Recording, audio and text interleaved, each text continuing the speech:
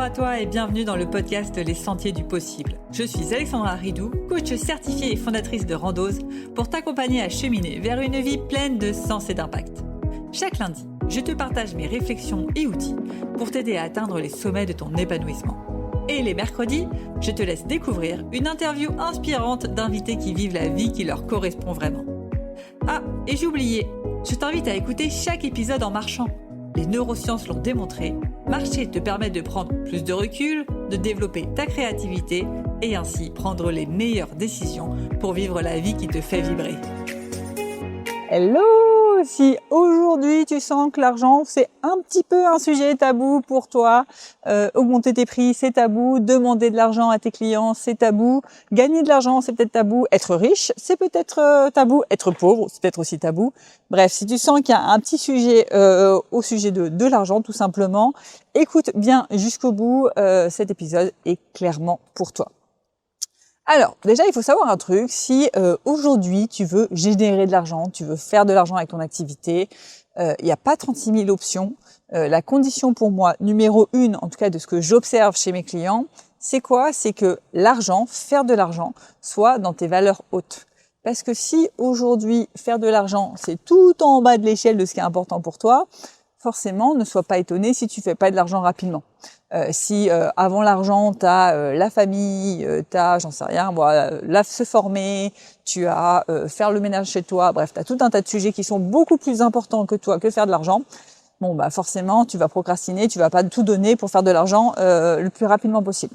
Donc déjà, pour moi, c'est la première chose, c'est prendre conscience dans ton échelle de valeurs, dans ta hiérarchie des valeurs, dans ce qui est important pour toi, où se situe l'argent. Si l'argent est tout en bas et que tu aimerais qu'elle soit haute, j'en parle juste après sur comment faire en sorte qu'elle devienne plus haute. Mais en tout cas, si l'argent est en bas, déjà prends conscience que t'as pas un problème si tu génères pas plus d'argent aujourd'hui. C'est simplement que ce n'est pas ta priorité. C'est pas quelque chose qui est important pour toi. Donc assume-le, écris-le noir sur blanc. Au moins c'est clair. On arrête de culpabiliser parce qu'on génère pas 3 000, 5 000, 10 000 euros par mois. C'est simplement que sur ton échelle de valeur, l'argent est en bas. Maintenant, si tu prends conscience que, en effet, l'argent est en bas, mais financièrement, tu as quand même besoin d'argent et ce serait bien qu'elle remonte un peu dans tes valeurs, comment on fait? Tout simplement, tu prends tes valeurs les plus hautes et tu vois en quoi générer de l'argent servirait tes valeurs les plus hautes. Supposons que tu as en valeur tout en haut la famille, vraiment, ou tes enfants. Passer du temps avec tes enfants, c'est ta priorité. Ok, comment, si j'avais plus d'argent, ça servirait cette valeur? Si j'avais plus d'argent, par exemple, ça permettrait de faire peut-être plus de temps qualité avec mes enfants parce que je pourrais me permettre, je sais pas moi, de pas les mettre au centre de loisirs le mercredi et de les avoir avec moi parce que je générais tellement d'argent que j'ai besoin de travailler que 4 jours sur 5. Ou ça me permettrait peut-être, je sais pas moi, ma fille est fan de cheval et moi aussi, de lui payer des cours d'équitation et de faire tous les deux ensemble du cheval. Bref, trouve, parce que là c'est vraiment très personnel, faut que ça soit propre à toi, mais ce qui te parle et ce qui te fera dire ah oui, cet argent-là, si je gagne plus, ça sert ma valeur numéro 1 de telle manière et du coup tout de suite tu as une motivation beaucoup plus forte à générer de l'argent. Donc ça c'est la première chose, c'est si l'argent était en bas de l'échelle. Maintenant, supposons que l'argent est en haut de ton échelle et que tu ne fais pas d'argent pour autant. Ce cas est extrêmement rare, mais il arrive. Dans ces cas-là, c'est que tu as un problème avec la relation à l'argent qui est à travailler. Qu'est-ce que j'entends par là? Ça veut dire que tu as sûrement ce que j'appelle moi des charges sur le fait de gagner de l'argent. Peut-être que au fond de toi, je sais pas, quand tu étais petit, tu as toujours entendu les riches sont des cons ou mais ceux qui font de l'argent sur internet, c'est des arnaqueurs. Forcément, si tu as un peu ces croyances au fond de toi, ton cerveau, il va pas vouloir aller vers cette direction, il va tout faire pour ne pas rentrer dans cette catégorie de personnes parce que forcément, personne n'a envie d'être dans la catégorie des arnaqueurs ou des cons. Donc, qu'est-ce qu'il faut faire là? Tout simplement, travailler ses charges pour équilibrer tes perceptions sur l'argent. Donc, il y a un exercice que je t'invite à faire et qui vraiment est game changer. Et là, tu es en train de regarder la vidéo ou écouter l'épisode en audio et sûrement tu vas te dire, comme tout le monde, je ferai l'exercice plus tard. C'est ok, mais vraiment, fais l'exercice. La différence entre ceux qui règlent leur rapport à l'argent et ceux qui ne le règlent pas, c'est ceux qui font l'exercice. Vraiment, moi, le jour où on m'a donné cet exercice, il s'est peut-être passé 1 an entre le moment où je l'ai vraiment fait et le moment où on me l'a donné, et c'est parce que cette même personne, c'est Julien Musi qui me l'a donné. Il me l'a donné, je sais pas, au moins 3 fois, je l'ai entendu dire ça en un an, et c'est la 3e fois où je me suis dit, ouais, quand même, faut vraiment faire cet exercice. Donc, gagne du temps, gagne un an par rapport à moi, fais cet exercice vraiment maintenant. Et cet exercice, c'est quoi? C'est tout simplement lister 30 bénéfices à avoir plus d'argent et 30 inconvénients à avoir plus d'argent. Liste 30 bénéfices à avoir moins d'argent et 30 inconvénients à avoir moins d'argent. Et pourquoi j'insiste là-dessus? Le nombre en soi, il n'est pas si important que ça. Ce qui est important, c'est vraiment que ça soit équilibré. Que tu vois qu'il y ait autant d'avantages que d'inconvénients à gagner plus d'argent et qu'il y ait autant d'avantages que d'inconvénients à gagner moins d'argent. Et je te garantis que quand tu vas équilibrer comme ça tes perceptions sur l'argent, tu vas du coup faire des actions qui vont plus être dictées par la peur d'avoir, par exemple, les inconvénients si tu gagnes plus d'argent ou la peur des inconvénients si tu gagnes moins d'argent. Tu vas avoir des actions qui vont être simplement dictées par « Ok, qu'est-ce qui m'anime à l'instant T? Qu'est-ce qui fait sens ?» Parce que je sais que qu'importe la décision, il y a autant d'avantages que d'inconvénients à gagner plus d'argent, il y a autant d'avantages que d'inconvénients à gagner moins d'argent. Et là, si tu fais partie de 90% de la population, tu es en train de te dire ça me trigger quelque chose. Là, il y a quelque chose là qui, désolé, j'ai pas le mot en français, qui veut pas. Comment ça, il y a des inconvénients à avoir de l'argent? Ou comment ça, il y a des bénéfices à avoir moins d'argent? Si, je te garantis qu'il y en a. Prends ton exemple vraiment spécifique et va creuser ces points-là. Ne lâche pas cet exercice tant que tu n'as pas trouvé un équilibre entre positif et négatif pour gagner plus d'argent et positif et négatif pour gagner moins d'argent. J'insiste vraiment là-dessus. Et si tu as du mal à trouver ces bénéfices et ces inconvénients, tu connais ma philosophie, va marcher, prends ton temps de réflexion,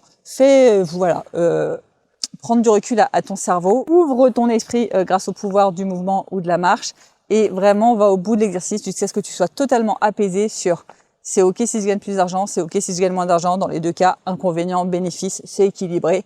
Allez, maintenant, qu'est-ce que je décide de faire? Et je te garantis que ça va vraiment changer ta perception sur l'argent.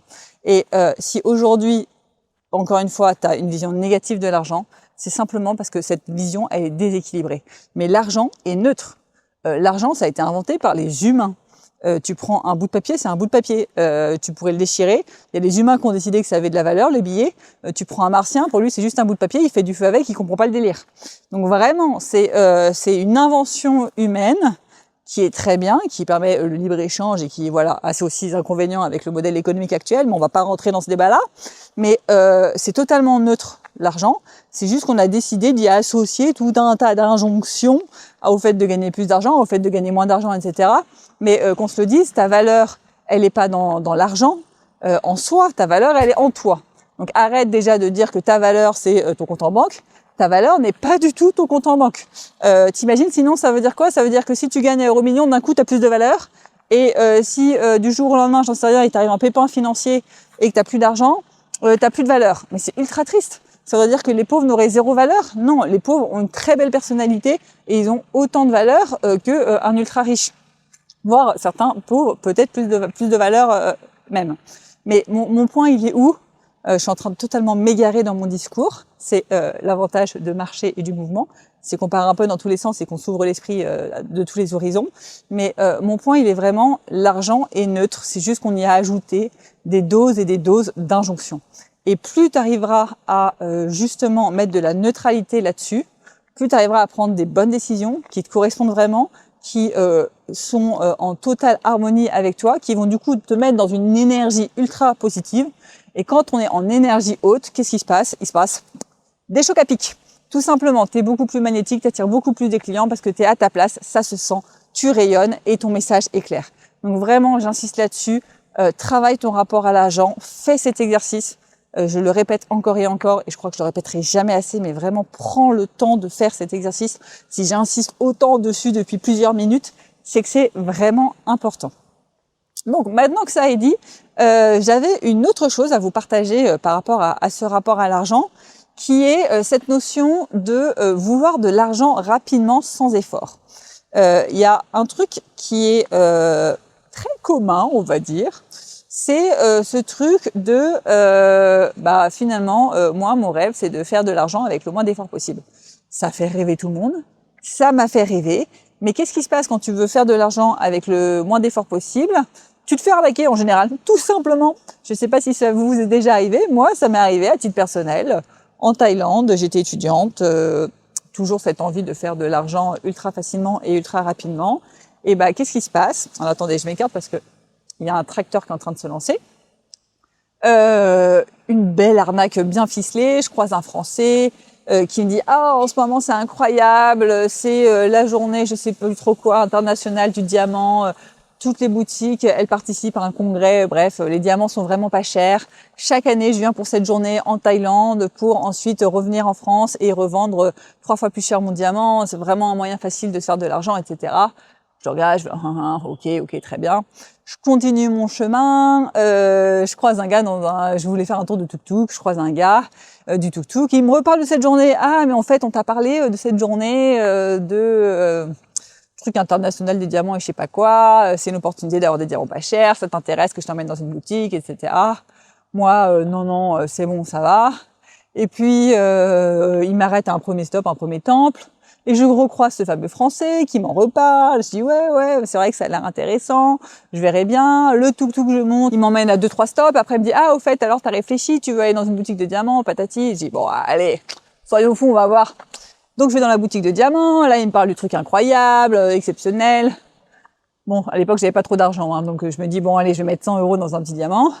J'achète un petit truc à 100 €. Je rentre chez moi et je me dis quand même. C'est louche cette histoire, ça me paraît assez facile.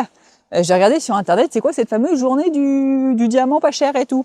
Bon, et là, premier truc sur lequel je tombe quand je tape ça sur internet, c'est arnaque. Un Français avec les chauffeurs de tuk-tuk vous font croire que c'est la journée patati patata. Les diamants sont pas moins chers et patati et patata. Bref, s'ensuit que je suis ultra déçue. J'essaie de me faire rembourser, j'arrive à me faire rembourser, je crois 50% maximum. Bref, pourquoi je vous raconte ça? Parce que, désolé, c'était un gros racontage de life, mais c'était important de vous raconter ça. À ce moment-là, j'avais qu'une envie, c'était de faire de l'argent rapidement, sans effort. Pourquoi? Parce que je savais pas trop ce que je voulais faire dans la vie. Et quand on est un peu en valeur, quand l'argent est en valeur basse et que on n'a pas trop trouvé ce qui nous faisait vibrer pour faire de l'argent, on a envie de faire quoi? Bon, on a envie d'avoir de l'argent facilement. C'est ce qui fait que quand on est salarié épuisé dans un job qui nous plaît pas, on a envie de jouer au loto pour gagner au loto. C'est de l'argent facile puisque j'ai pas trouvé comment faire de l'argent d'une manière qui me plaît. Mais normalement, si vous regardez cette vidéo, vous vous êtes reconverti dans le coaching, dans les métiers de l'accompagnement. Donc normalement, vous êtes reconverti dans un truc qui vous fait vibrer. Donc la bonne nouvelle, c'est que normalement, votre métier vous fait vibrer. Normalement, si vous y prenez bien, et c'est tout l'objectif de ma mission, c'est que vous devriez trouver une manière de trouver des clients qui vous fait vibrer. Et à partir du moment où vous trouvez une manière d'attirer des clients qui vous fait vibrer, normalement, vous n'êtes plus dans cette recherche d'argent à tout prix sans effort. Vous avez compris que ça demande des efforts, vous avez compris que ça vous faisait vibrer, et donc normalement, vous êtes prêt à faire les efforts pour gagner de l'argent. Dès lors que vous n'êtes pas prêt à faire des efforts pour gagner de l'argent, c'est que vous êtes en général à côté de vos pompes, à côté de ce qui vous fait vibrer et à côté de vos valeurs, de ce qui est important pour vous. Donc j'insiste vraiment là-dessus. Si aujourd'hui vous cherchez des hacks magiques pour attirer des clients sans effort et faire plein d'argent, option 1, c'est que vous n'avez toujours pas trouvé une manière qui vous corresponde d'attirer des clients et du coup, vous préférez chercher des hacks magiques. Ou option 2, le coaching c'est vraiment pas votre truc en vrai. Vous avez juste vu une opportunité pour faire de l'argent facilement parce que vous n'avez toujours pas trouvé c'était quoi votre truc. Et dans ces cas-là, continuez de chercher votre voie. C'est que accompagner les gens, c'est pas votre truc. En général, vous êtes plus dans l'option 1. Et d'ailleurs, si vous êtes dans l'option 1 et que vous n'avez pas trouvé la stratégie pour attirer des clients qui vous correspondent, je vous invite vraiment à télécharger dans le descriptif de l'épisode la vidéo qui va vous expliquer, 30 minutes de vidéo pour vous expliquer justement comment trouver la stratégie qui vous correspond et, désolé, je suis en pleine savane, et attirer des clients de manière alignée et sans vous trahir. Donc si ça vous parle, le lien est dans le descriptif de l'épisode. En attendant, je reviens à mes moutons. Ce que je vous disais vraiment, c'est attention. Si vous voulez faire de l'argent rapidement sans effort, c'est là où vous allez vous faire arnaquer.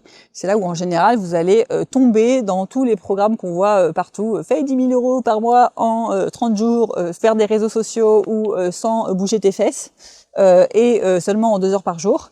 Voilà, c'est ce que j'appelle les hacks miracles, les promesses miracles, ça vend du rêve, ça attire tous ceux qui veulent des hacks magiques parce qu'ils n'ont pas trouvé le truc qui les fait vibrer. Mais le problème, c'est que ça ne marche pas pour 99% des gens. C'est juste là pour vous faire un très bon marketing, pour vous faire acheter basé sur vos peurs et le fait que c'est pas du tout votre truc ce que vous êtes en train de faire. Donc mieux vaut trouver votre truc plutôt qu'aller acheter des hacks miracles. Les hacks miracles, c'est un peu comme jouer au loto. Tous ceux qui ont gagné, ils sont passés par leur formation, mais il y a aussi beaucoup de perdants quand même. Donc voilà. Là-dessus, je crois que j'ai fait à peu près le tour sur ce que je voulais vous dire sur la relation à l'argent. Et je vous dis à très vite pour un prochain épisode. Ciao! Avant de te plonger dans la question de coaching du jour, pense à rejoindre la plateforme d'exercice en ligne du podcast pour y retrouver les notes d'épisode, les questions de coaching et l'action à réaliser pour cheminer pas à pas vers une vie pleine de sens et d'impact. Le lien est en description de l'épisode. Et bien évidemment, si tu as aimé cet épisode et le concept du podcast, tu peux me le faire savoir en me laissant une belle note ou un joli commentaire sur la plateforme de ton choix. Tu peux aussi partager le podcast à une personne qui peut en avoir besoin. Et c'est parti pour tes 2 minutes de coaching et on se retrouve très vite dans le prochain épisode. Bye bye! Et c'est parti pour ta question de coaching à méditer en marchant et en musique. Et aujourd'hui, je te pose cette question. Quels seraient les bénéfices pour toi à ce que tu ne gagnes pas plus d'argent ?